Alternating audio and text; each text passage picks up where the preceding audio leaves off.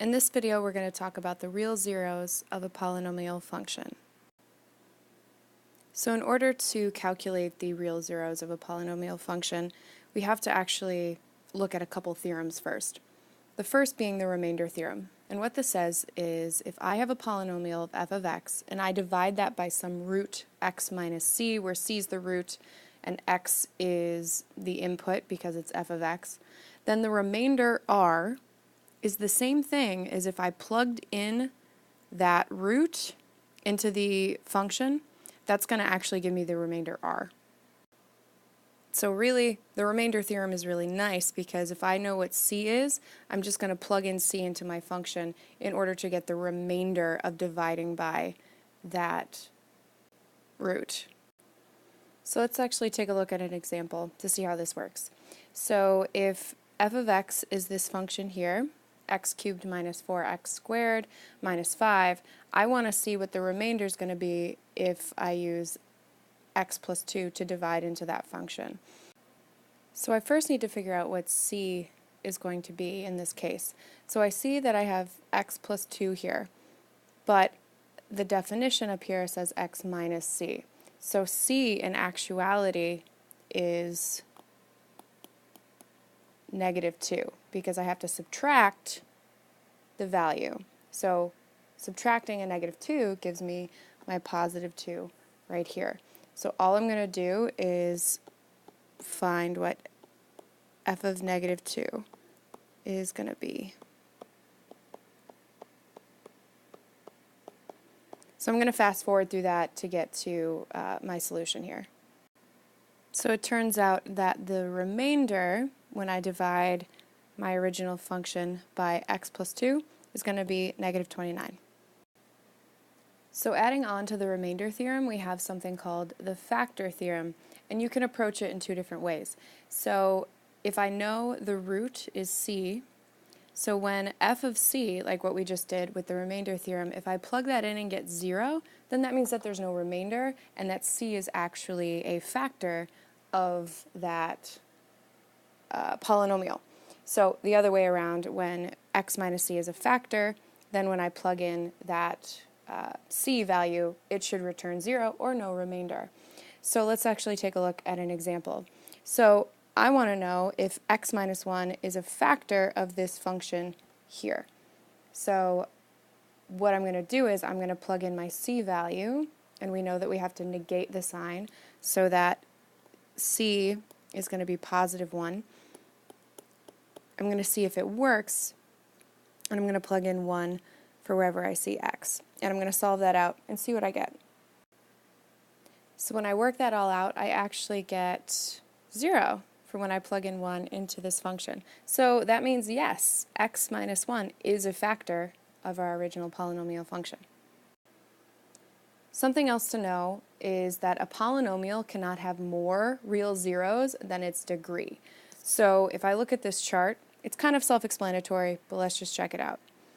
A linear function has a degree of 1. It can have a minimum of 1 real zero and a maximum of 1 real zero. So a quadratic can have a minimum of 2, a maximum of 2. Cubic has to have a minimum of 1 real zero because it makes that kind of shape, and it's going to have a maximum of 3 real zeros. A quartic, which is a 4th degree polynomial, has a minimum of 0, much like the quadratic because they are even functions, and will have a maximum of 4. So if you notice the pattern, these numbers are going to be the same, whereas not all of these are going to be the same. But you can kind of pick up the pattern where if it's even, it doesn't have to cross the x-axis because it's going to decrease from the left and then eventually increase back on the right. And it doesn't necessarily have to go through x. But an odd function will approach the x-axis and it will have to cross it at some point. So it has at least one real root. And that's for odd functions. So moving from real zeros into what we call the rational zero theorem, it looks way more intimidating than it is. So the rational zero theorem provides a list of possible zeros that could exist within that polynomial function. It's not often that they are all used, but it gives us a list of things to choose from, which we'll work with in just a minute. So the way that this works is this is the definition of a polynomial, this scary looking thing, and it actually has integer coefficients of p over q. So the important thing to know is that p is a factor of the constant term. So p is over here. So you find all the factors of the constant term, and you, using a fraction, you put them over the q, which is this leading coefficient up here. So you find the factors of all of the constant terms, and you combine them with the factors of the leading coefficient. So you just write a whole bunch of positive and negative fractions made up from these p and q values, and that's going to list out all the possible rational zeros. So let's check out an example. Let's find all the rational zeros of this function here. So the first thing that I do is I figure out what p is going to be. So p is this number right here. And then I'm also going to figure out what q is. So q is my leading coefficient of 2. So I know that the factors of p are going to be positive and negative 1, positive and negative 2, positive and negative 3, and positive and negative 6. Likewise, the factors of q are going to be positive negative 1 and positive negative 2. So my job, it's a little tedious now, is to find all of the possible combinations of p divided by q. So I'm going to start with a p function and divide it both by both of the q's. So when I start my list, I'm going to have positive negative 1 all over positive negative 1, which I'll simplify in the end. I'm going to take that same p-value, positive negative 1, and I'm going to put that over my next q value, positive negative 2. Alright, so I'm going to take my next p-value, which is positive negative 2. I'm going to put that over positive negative, whoops, trying to color coordinate here, not working out so well. And then I'm going to take that again, put it over my second q value, and I'm just going to keep doing this and simplify down the list. So once I have my original really long list, so these combinations right here, I check to see what will simplify down to the same number. So I know that this one and this one are going to simplify down to positive negative 1. I also know that these two are going to simplify to positive negative 3, and the rest kind of shake out as 1/2 and 2 and 3/2 and 6. So my list of possible rational zeros are these guys right here. Now that list seems very overwhelming because there's no way that a function with degree 3 will have that many real zeros. So what I need to do is I actually need to narrow it down because I know I can't have more than 3 real zeros as a possibility. So the way that I do that is with synthetic division, which I will show you. I'll walk you through that in just a moment. So what I have to do is I have to think about which one of those rational zeros am I going to pick. I usually start with 1 and I go from there. So what I do, I'm going to use the factor theorem, and I'm going to plug in 1 into my function here, same function as before, and I'm going to see if that's going to give me a result of 0, which would mean that there's no remainder, which means that 1 is a factor. So when I plug in 1 and I work the rest of it out, it actually ends up being 0, so 1 is a factor.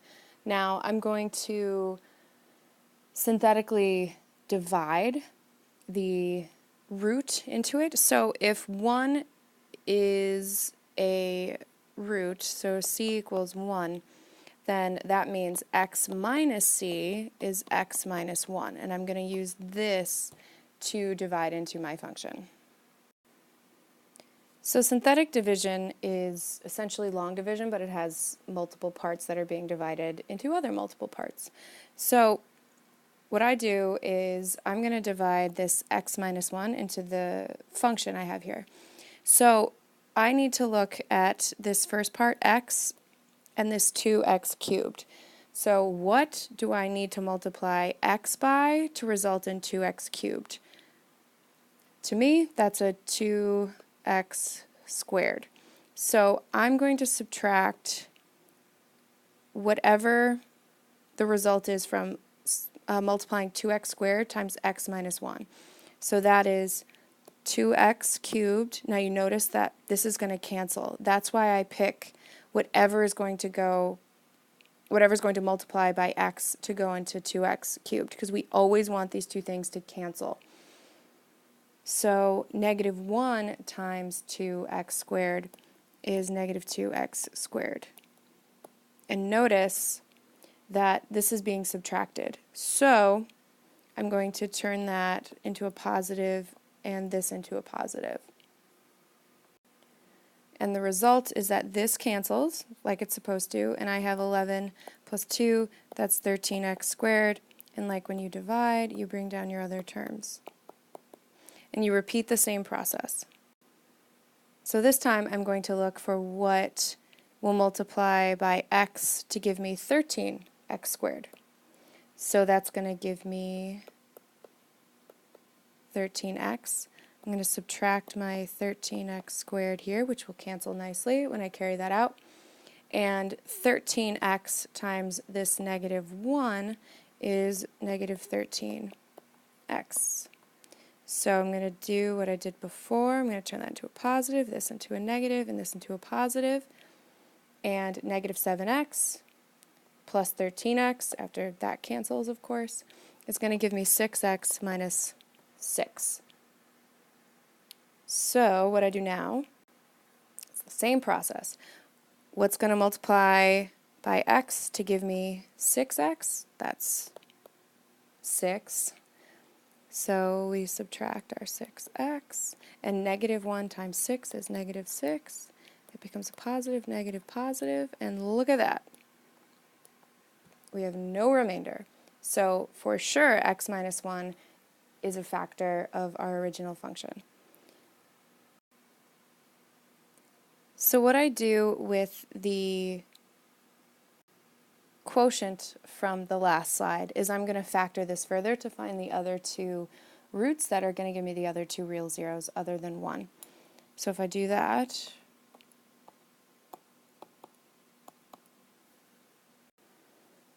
when I work that out, I see that my other two roots are going to be negative 1/2, which was from our rational zero list, and negative 6, which is also from our rational zero list.